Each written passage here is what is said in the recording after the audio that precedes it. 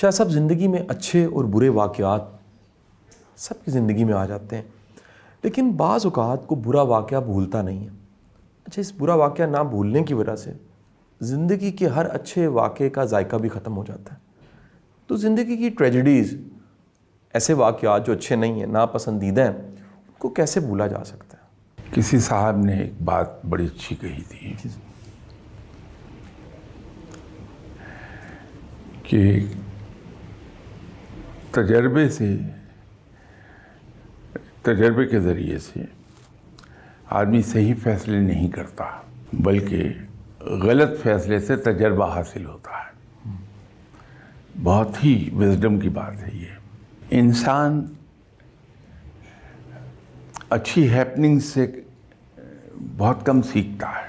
جی، وہ زندگی کی جو اگلی واقعات ہیں، جو زندگی کے ان پلیزنٹ واقعات ہیں، ان سے زیادہ سیکھتا ہے انسان۔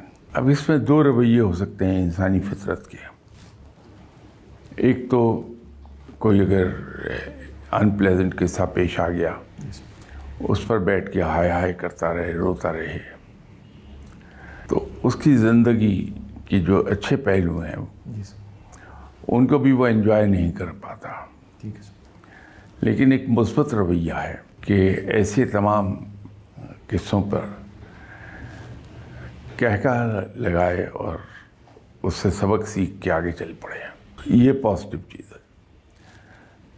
بزرگوں کا ایک کہنا یہ ہے کہ کسی کی زیادتی پر اسے فوری طور پہ معاف کر دیں، لیکن اس نے جو کچھ کیا اسے بھلائیے نہیں، کیونکہ اگر اسے بھلا دیا آپ نے تو سبق نہیں سیکھ پائیں گے، دوبارہ اسی سوراخ سے ڈسے جائیں گے، اور مومن کبھی ایک ہی سوراخ سے دو بار نہیں ڈسا جاتا۔ ٹھیک سر۔ تو یہ جو واقعات ہیں یہ پیش آتے ہیں، انسان ان سے سیکھتا ہے، ان سے تجربہ حاصل کرتا ہے۔ اس کا پازیٹیو سائڈ یہی ہے، اگر ایک آدمی نے مجھے دھوکہ دیا ہے اور میری زندگی بھر کی جمع پونجی چلی گئی، اب اس پہ دو طرح کے ریئیکشن ہو سکتے ہیں میرے۔ یا تو میں اس پر ہائے ہائے کرتا رہوں بیٹھا ہوا، جہاں بیٹھوں لوگوں کے ساتھ اپنا دکھ بیان کروں اور اس شخص کو برا بھلا کہتا رہوں۔ دوسری سائڈ ایک اور ہے کہ میں اپنے آپ کو ایک بات کہوں کہ اس نے جو کیا بالکل ٹھیک کیا، قصور میرا ہے، مجھے محتاط رہنا چاہیے تھا۔ تو جب قصور میرا تو میں اس کو برا کیوں کہوں؟ اس نے تو وہی کیا جو اسے کرنا چاہیے تھا، اس نے میری بے وقوفی کا فائدہ اٹھایا، ویل ڈن، مجھے داد دینی چاہیے۔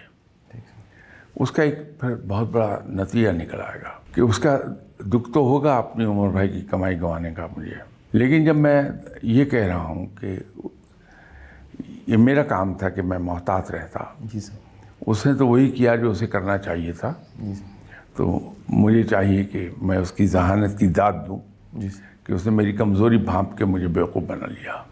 یہ کہنے کے لیے اور یہ سوچنے کے لیے ایک بڑا حوصلہ چاہیے۔ ٹھیک سر۔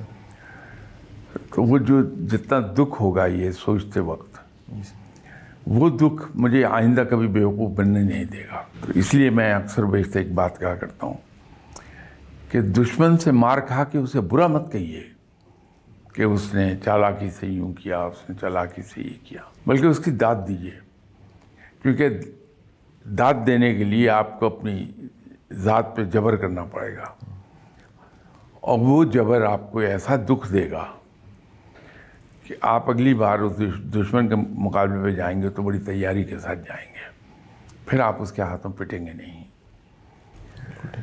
میں 1965 کی وار کا ایک قصہ پڑھ رہا تھا، بڑی پرانی بات ہے یہ، وہ میں نے کسی کتاب میں اصل میں پڑھا کہ قصور کے فرنٹ پر جنگ بڑے زوروں پر تھی، تو جو یونٹس لڑ رہی تھیں ان میں سے ایک یونٹ کے CO شہید ہو گئے ہوئے تھے، تو اس کی کمانڈ ان کے سیکنڈ ان کمانڈ نے سنبھالی بھی تھی۔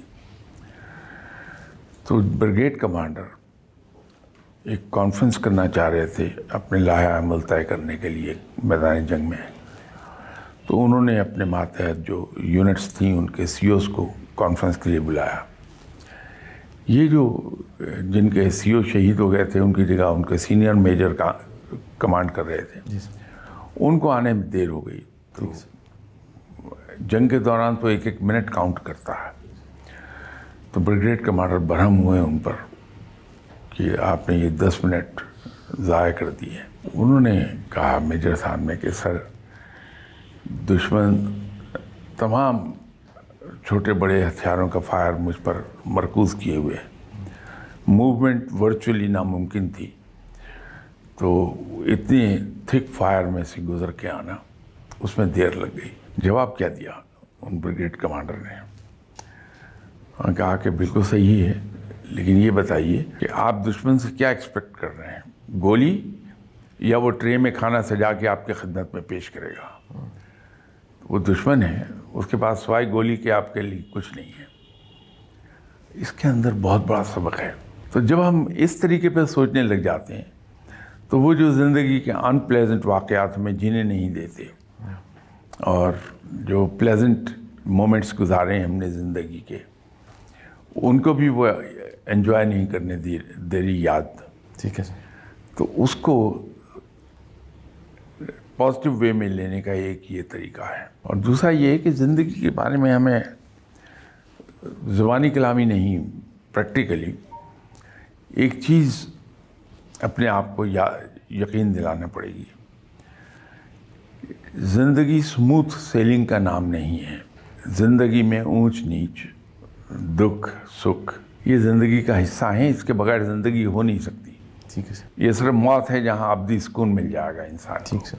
تو ان کو جو اونچ نیچ ہے زندگی کی, زندگی کے دکھ ہیں, ان کو ہم اگر یہ سمجھ کے کہ پارٹ آف لائف, یہاں سے ہم سڑک پر نکلتے ہیں, ہم میں سے کبھی کسی نے مائنڈ نہیں کیا کہ ٹریفک سگنل بند مل رہا ہے, کوئی موٹر سائیکل والا سائڈ سے آیا اور آپ کے آگے آ گیا, کوئی پیڈسٹرین غلط جگہ سے کراس کر رہا.